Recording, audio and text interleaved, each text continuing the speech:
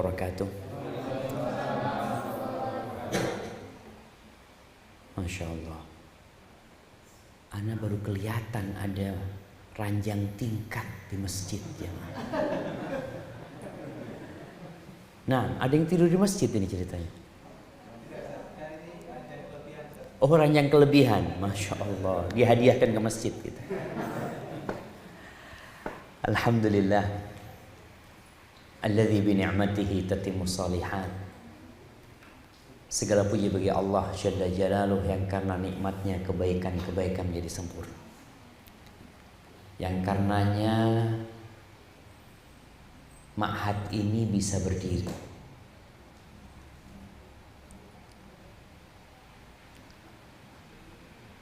Beberapa tahun yang lalu pengurus yayasan atau ma'had ini masih berpikir untuk membebaskan lahan, dan ternyata sekarang sudah jadi. Ana juga sudah bertahun-tahun yang lalu kepingin datang ke sini, tapi ternyata baru sekarang bisa sampai ke sini. Ma'had ini jauh di mata, tapi dekat di hati insyaallah. Allahumma salli wa sallim ala sayyidina wa maulana Muhammadin wa ala alihi wa ashabihi ajma'in. Amma ba'd. Ana tadi tanya jumlah teman-temannya berapa? 8. Yang baru berapa? Berapa? Nah, tahukah kita bahwa hijrahnya Rasul sallallahu alaihi wasallam yang merubah perjalanan dakwah ini itu dimulai dengan berapa orang? 6 orang.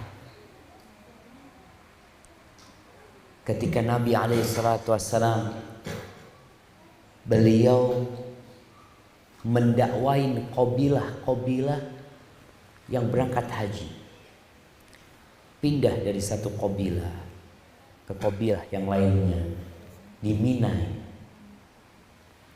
Terakhir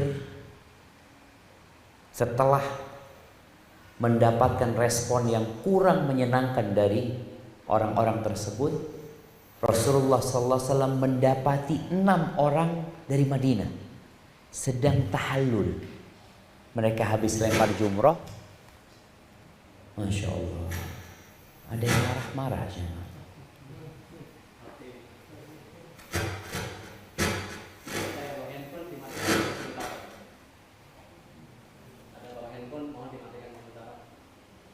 Masya Allah. Tayyib. 6 orang ini sedang tahallul. Habis lempar jumrah mereka tahallul, cukur rambut mereka. Rasulullah SAW tidak menyia-nyiakan kesempatan itu. Beliau langsung mendatangi 6 orang itu, didakwain sama Rasulullah SAW. Ternyata 6 orang ini menjadi benih-benih hijrahnya Nabi alaihi salatu wassalam ke kota Madinah. Maka insya Allah kalau ada 8 sama 2 orang ini akan menjadi benih-benih yang merubah wajah dunia. Siap? Bismillah. Apabila manusia meninggal dunia, siapa namanya? Muhammad. Muhammad bin siapa? Bin siapa? Muhammad bin Ali. Baik, Muhammad bin Ali. Kalau ayahnya meninggal dunia, semua amalan ayahnya akan terputus. Betul. Kecuali apa? Anak yang soleh, sedekah jariyah, ilmu yang bermanfaat. Subhanallah. Muhammad menyebutkan yang pertama anak yang soleh. Karena harapan orang tua itu kepada anak lebih besar daripada harapan kepada harta. Allah Azza wa Jalla berfirman di surat Al-Kahfi, Al-malu wal banun zinatul hayatid dunya. Harta dan anak itu adalah perhiasan kehidupan dunia. Artinya kalau kita hidup nggak punya anak, ya susah hidupnya. Hidup nggak punya harta, melarat. Itu adalah perhiasan kehidupan dunia. Tapi Allah sebutkan ternyata ada harapan yang sebenarnya lebih baik daripada harta dan anak. Apa? Wal baqiyatus salihat khairun 'inda rabbika thawaban wa khairun amala. Sesungguhnya amal-amal soleh, ucapan-ucapan yang baik itu lebih baik di sisi Tuhanmu dan lebih besar harapan. Subhanallah, amal soleh. Gimana kalau punya anak soleh? Karena nggak semua anak soleh. Yang dapat menjadi manfaat buat orang tuanya itu anak yang soleh. Nabi Sulaiman, putranya siapa Nabi Sulaiman itu? Siapa namanya? Namanya siapa, adik? Namanya siapa? Namanya siapa? Nah, Muhammad juga bin Muhammad bin Umar. Muhammad bin Umar. Di sini ada Muhammad bin Ali, Muhammad bin Umar. Nabi Sulaiman itu bin siapa? Bin Daud. Masya Allah. Tahu jawabannya, cuma mikir itu apa. Masya Allah. Tapi Nabi Sulaiman itu Sulaiman bin Daud. Kita tahu kerajaannya Nabi Sulaiman. Nabi Sulaiman itu Allah berikan kerajaan yang tidak akan ada kerajaan sesudah Nabi Sulaiman yang dapat menyaingi kerajaannya Nabi Sulaiman.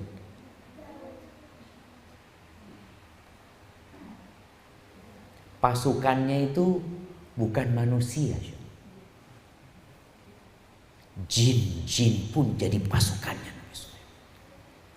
Burung-burung pun. Kalau sekarang orang sekarang kalau ingin memantau sebuah daerah, mereka pakai drone. Ya kan? Kirim drone ke sana. Dari dulu Nabi Sulaiman kirim apa? Burung. Dan kalau drone ini harus ada yang nyetir. Itu yang namanya burung. Nggak ada, berangkat sendiri dia. Berangkat kemana tahu-tahu laporan sama Nabi Sulaiman. Subhanallah. Kemudian Allah berikan kepada Nabi Sulaiman angin. Sekarang orang naik pesawat. Lebih canggih mana angin yang Allah berikan kepada Nabi Sulaiman sama pesawat yang dibuat oleh manusia? Angin. Pesawat itu butuh lapangan terbang. Helikopter itu butuh helipad. Kalau mau terbang satu kampung, dengar angin itu tahu-tahu nyampe. Gak ada yang dengar. Suatu hari Nabi Sulaiman ini berjalan bersama pasukannya. Yang di depan jin, belakangnya manusia, kemudian burung-burung dari atas. Jadi pasukannya Nabi Sulaiman ini gak kepanasan. Karena ada burung yang menaungi dari atas mereka. Ada seorang ahli ibadah dari kalangan Bani Israel. Dari biaranya dia melihat. Dia takjub dengan kerajaan Nabi Sulaiman. Lalu dia mengatakan, laqad utiya ibnu Daud mulkan aziman. Anaknya Daud ini benar-benar telah dikasih kerajaan yang hebat sekali. Nabi Sulaiman ngelihat nih orang ini terpedaya dengan keindahan dunia.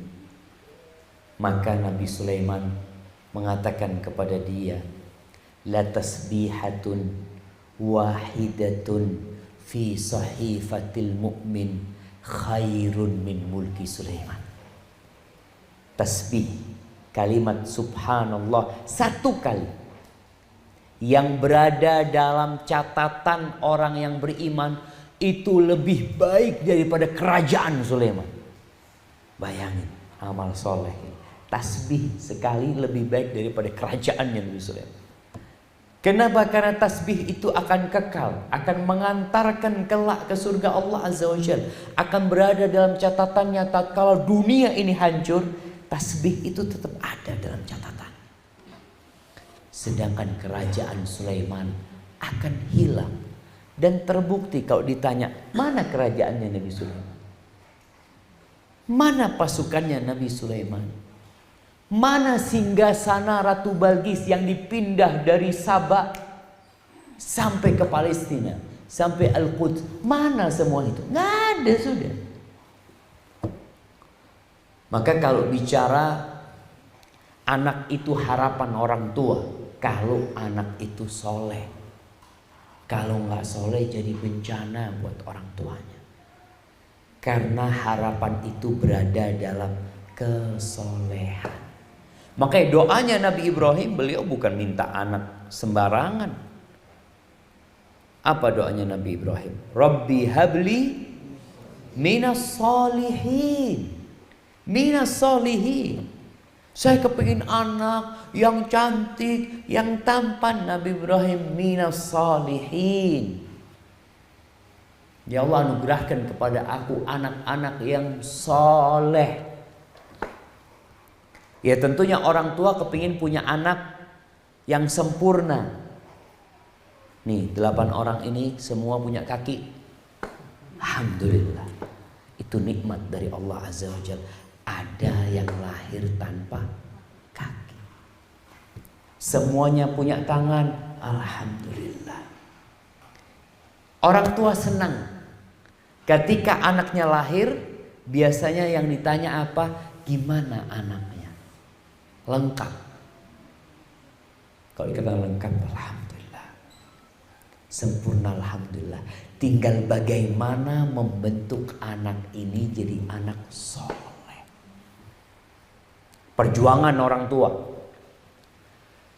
Memilih sekolahan itu juga perjuangan. Di antara banyak sekolahan, kenapa kita pilihkan anak kita ke sekolahan ini? Dari TK sudah dipilihkan sekolahan, nanti SD dipilihkan sekolahan, pesantren juga dipilihkan, sampai kuliah. Tujuan semuanya kalau orang tua yang soleh adalah bagaimana menciptakan anak-anak yang soleh dan soleha. Itu tujuannya. Kenapa orang tua bakal meninggal dunia? Bapak ana namanya Riza bin Hasan Basalam. Alhamdulillah beliau masih hidup. Semoga Allah memanjangkan umurnya dan memberkahinya. Ibu ana juga alhamdulillah dia masih hidup. Ketika keduanya meninggal dunia, mereka akan meninggalkan warisan, meninggalkan harta. Hartanya nggak dibawa mati sama mereka. Tapi kalau mereka meninggalkan anak yang akan mendoakan orang tuanya, ini aset yang besar sekali. Harta bakal dibagi, anak nggak bakal dibagi. Anak nggak pernah jadi warisan.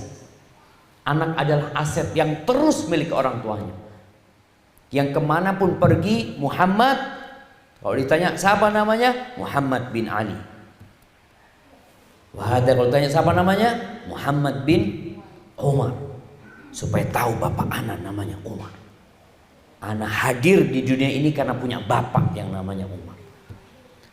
Yang lainnya juga seperti itu. Mungkin dia punya nama panjang ya, punya nama panjang tapi sebutkan nama bapaknya.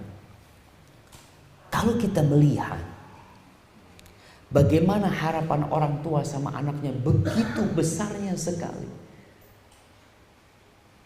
Ada orang tua yang mungkin tidak bisa baca Quran.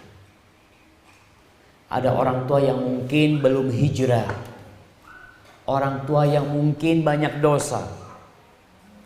Kalau dia punya anak-anak yang soleh, anak-anaknya ini dapat mengangkat derajat orang tua.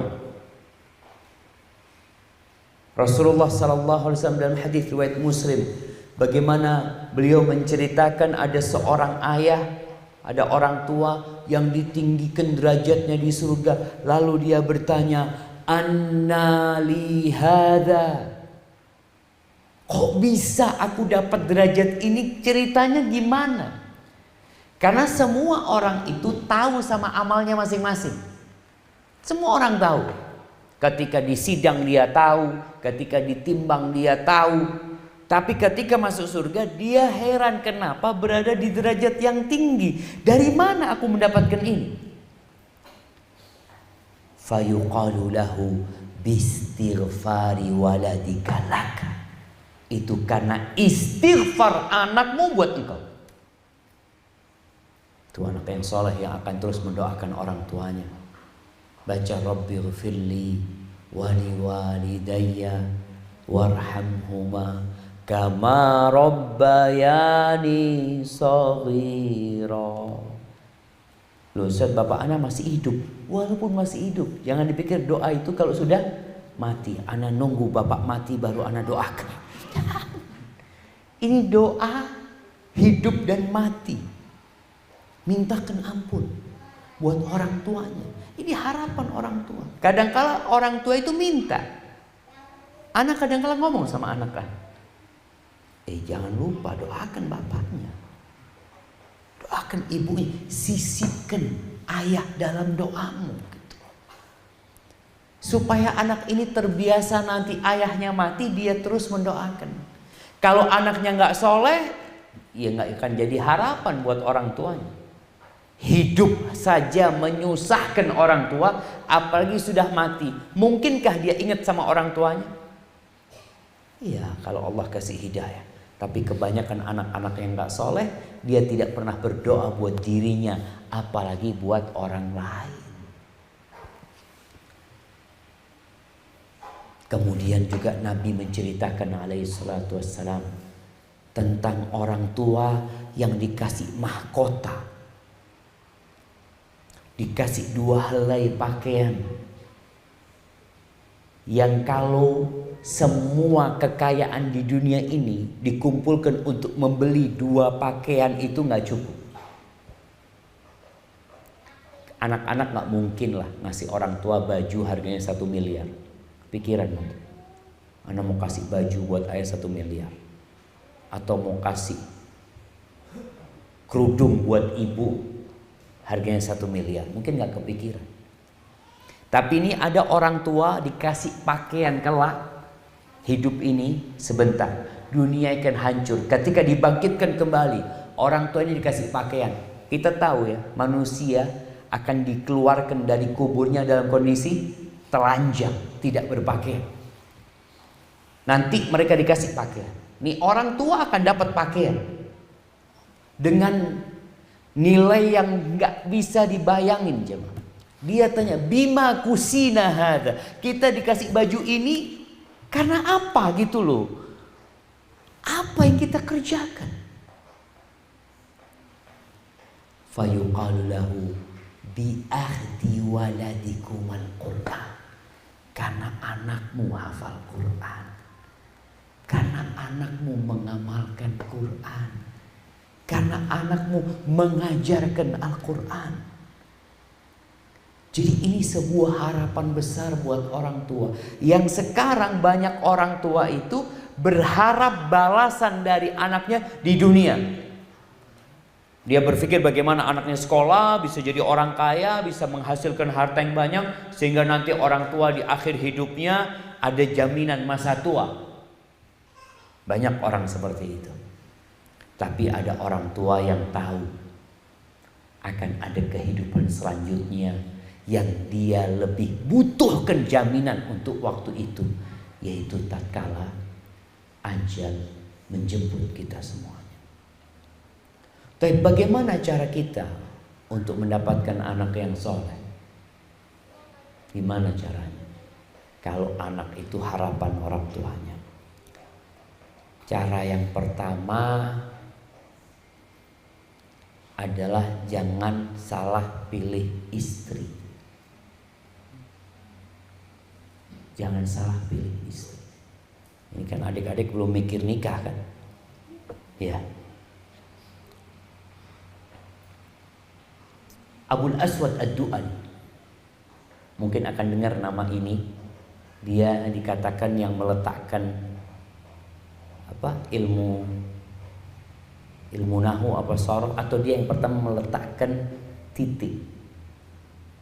Abul Aswad Ad-Du'ali, dia mengatakan kepada anak-anaknya, ahsantu ilaikum sigaran wa kibaran wa qabla an tuladu. Kata dia, aku telah berbuat baik kepada kalian ketika kalian kecil, saat kalian besar, dan sebelum kalian dilahirkan. Bayangkan gimana orang tua kita berbuat baik kepada kita, kita belum lahir. Anak-anaknya heran, bapaknya ngomong kayak gitu. Kata anaknya, ayah, kalau engkau berbuat baik kepada kami ketika kami kecil, oke, siap. Saat kita besar kita rasakan itu. Tapi bagaimana engkau bisa berbuat baik kepada kita sedangkan kita belum lahir? Kata ayahnya mengatakan, ikhtartu lakum umman la tu'ayyaruna biha. Aku pilihkan buat engkau seorang ibu yang engkau tidak akan tercela dengannya. Dari sana dimulai. Jadi ketika ingin anak soleh, mau tidak mau ibunya harus soleha gitu. Kalau mungkin sebagian ibu, iya Ustaz, ana memang waktu nikah belum soleha. Sekarang berusaha untuk jadi wanita soleha. Tujuannya apa? Supaya menghasilkan anak-anak yang soleh-soleha. Mau tidak mau perlu perjuangan. Kemudian bagaimana mendidik anak-anak sejak kecil. Ada anak-anak yang sejak kecil diajari joget. Ngelihat anak-anak kecil sama ibunya joget sama ibunya, nyanyi sama ibunya. Berarti ibunya punya tujuan lain. Ya nggak tahu lah apa ambisi dia. Tapi ada orang tua yang sejak kecil anaknya diajarin Quran. Sebelum tidur dibacakan ayat kursi. Bangun tidur pagi diajarin Al-Fatihah. Terus dididik anaknya dengan baik. Dan perlu kesabaran. Orang tua mendidik anak ini perlu kesabaran. Kemudian anaknya 7 tahun diajarin sholat. Dan ngajarin sholat itu gak mudah. Sampai Allah Azza wa Jalla mengatakan, wa'mur ahlaka bis sholati wastabir 'alaiha. Suruh keluargamu sholat dan sabar. Engkau menyuruh itu sabar. Siapa yang kalau sholat subuh pas liburan masih dibangunkan? Nah, ibu-ibunya tanya sama mak-maknya, siapa di antara anaknya ini kalau sholat subuh di rumah masih dibangunkan? Udah bangun sendiri semuanya? Nah, masih dibangunkan? Ini udah bangun sendiri? Bangun sendiri apa dibangunkan? Gimana? Kadang-kadang dibangunin. Pakai alarm. Nah, bangun sendiri, nggak dibangunkan sama abahnya. Kadang-kadang dibangunin. Selalu dibangunin. Kadang-kadang dibangunin. Nah, di sini kadang-kadang orang tua kan berpikir anaknya sudah di pesantren, kalau pulang pikirnya subuh bangun sendiri gitu kan. Ternyata masih dibangunin juga gitu lah. Perlu perjuangan orang tua. Subhanallah, Allah yang mengatakan wa'mur ahlaka bis salati wastabir. Jadi kalimat wastabir dalam bahasa Arab itu lebih tinggi daripada wasbir. Kalau wasbir itu sabar ya. Wastobir ini sabar ekstra gitu. Jadi jangan berpikir orang tua dengan anaknya di pesantren pulang ke rumah selesai sudah. Sholat nggak usah disuruh, kadang-kala masih dibangunkan. Ya, insya Allah itu jadi bagian pahala. Jadi pondok itu bagi-bagi pahala sama orang tuanya. Kalau ternyata anak-anaknya ini bangun subuh karena ustadznya yang ngajarkan saja, berarti pahalanya buat siapa? Ustadznya yang ngajarin. Tapi ketika di rumah anak itu masih perlu dibangunkan sama ibu bapaknya, berarti ibu bapaknya akan dapat pahala juga, dia mendidik anak untuk sholat.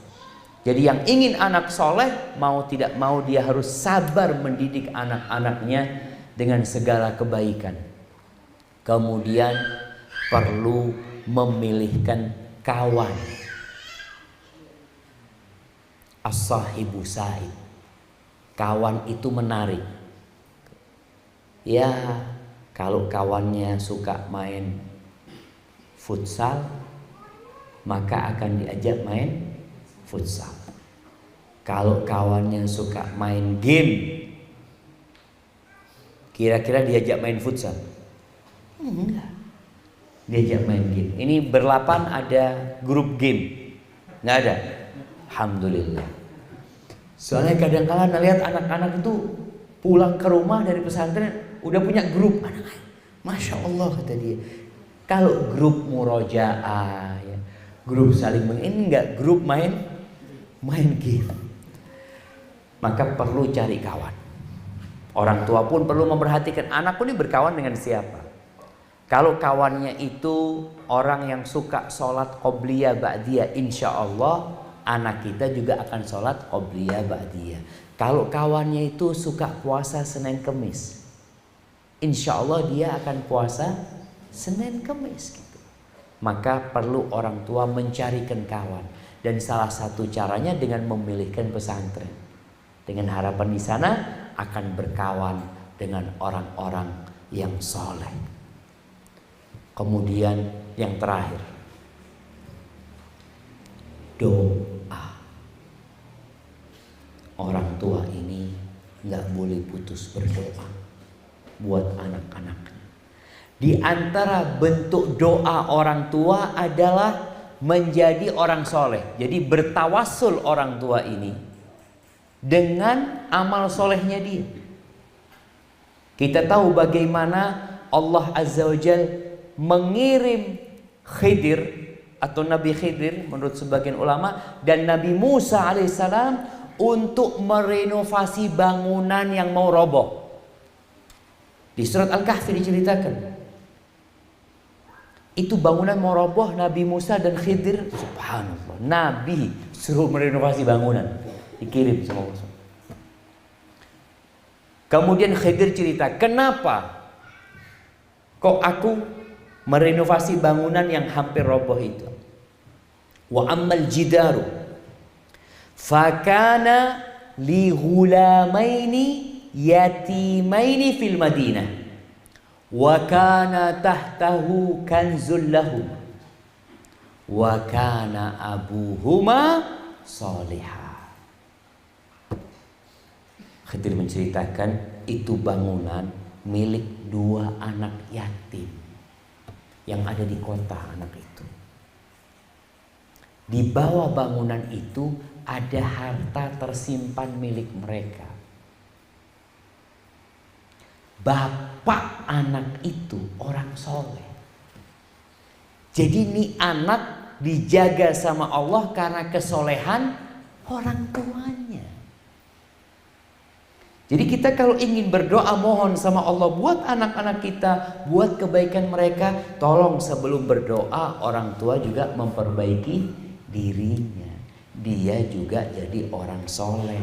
Dia tidak makan yang haram, dia tidak bawa yang haram ke rumahnya. Ketika orang tua soleh, kemudian dia berdoa minta sama Allah Azza wa Jalla, insya Allah dikabulkan doanya. Buat para orang tua, jangan lupa menghafalkan doa yang sering dibaca sama Nabi Ibrahim. Seperti Rabbi ij'alni muqimas shalah wa min dzurriyyati. Ya Allah, jadikan aku orang yang mendirikan salat dan dari anak keturunanku juga. Minta supaya anak keturunan kita mendirikan salat. Terus doa Nabi Ibrahim, wajnubni wa baniya an na'budal asnam. Ya Allah, hindarkan aku dan anak keturunanku dari menyembah berhala-berhala. Baca doa. Terus doa yang di surat Al-Furqan, Rabbana hablana min azwajina wa dzurriyyatina qurrata a'yun. Hafal doanya? Belum? Nanti dihafalin. Udah hafal? Belum ada yang hafal?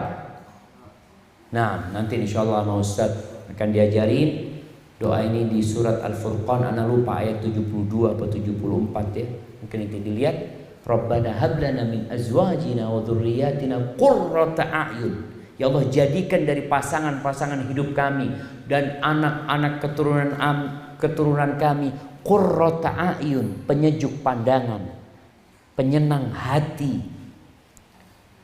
Waj'alna lil muttaqina imama, dan jadikan kami pemimpin buat siapa? Buat orang-orang yang bertakwa. Karena ada pemimpin tapi anak buahnya orang jahat semuanya, preman. Dia pemimpin tapi anak jahat. Enggak. Kita kepingin punya anak-anak yang soleh, soleha, yang mereka menjadi pemimpin buat orang-orang yang bertakwa. Dan buat anak-anak sendiri, bersemangatlah untuk menjadi orang soleh. Dunia ini menggoda, tenang, fokus belajar sekarang, menuntut ilmu. Nanti dunia itu akan datang, Allah kirimkan. Waktu ana di pesantren, ada orang tua, masih kerabat, yang ngasih nasihat ana.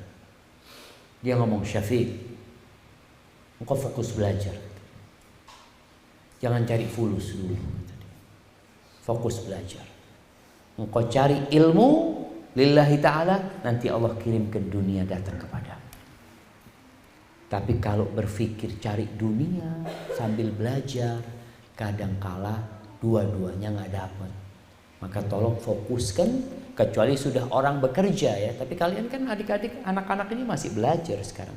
Terus belajar, tiap pagi baca doa, Allahumma inni as'aluka ilman nafi'an wa rizqan thayyiban wa amalan mutaqabbala. Baca doanya Nabi Musa, Rabbi shrahli sadri wa yassirli amri wahlul 'uqdatam min lisani yafqahu qawli. Baca doanya Nabi Muhammad SAW yang Allah ajarkan untuk membaca. Bagaimana Allah berfirman, wa qul Rabbi zidni ilman. Baca Rabbi zidni ilman. Kemudian juga baca doanya Nabi Muhammad SAW buat Abdullah bin Abbas. Apa doanya? Nabi pernah mendoakan keponakannya atau sepupunya, Allahumma faqihhu fid din wa 'allimhu ta'wil. Baca doa, Allahumma faqihni fid din wa 'allimni ta'wil. Kenapa meminta sama Allah? Semoga dengan cara itu anak-anak ini jadi anak-anak yang soleh soleha, orang tuanya akan berbahagia di dunia dan di akhirat. Barakallahu fiik. Mungkin ada pertanyaan? Tafadhol. Nah, tafadhol yang santri sebelum wali santri.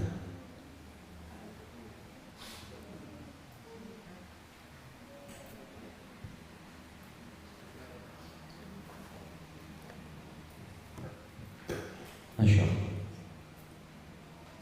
Habis pertanyaan. Barakallahu fiik. Kalau memang ada pertanyaan, ana mau jalan-jalan soalnya. Ana mau lihat pesantren ini yang dulu ana cuma dengar ceritanya, belum pernah nyampe, maka ana punya waktu 10 menit buat jalan-jalan melihat pesantren antum, dan semoga suatu saat bisa balik lagi ke sini untuk berjumpa dengan semuanya yang hadir di tempat ini. Aqulu qawli hadza wa astaghfirullah li wa lakum wa lisa'iril mu'minin wal mu'minat fastaghfiruhu innahu wal ghafurur rahim. Subhanakallahumma wa bihamdika asyhadu an la ilaha illa anta astaghfiruka wa atubu ilaik. Assalamualaikum warahmatullahi wabarakatuh.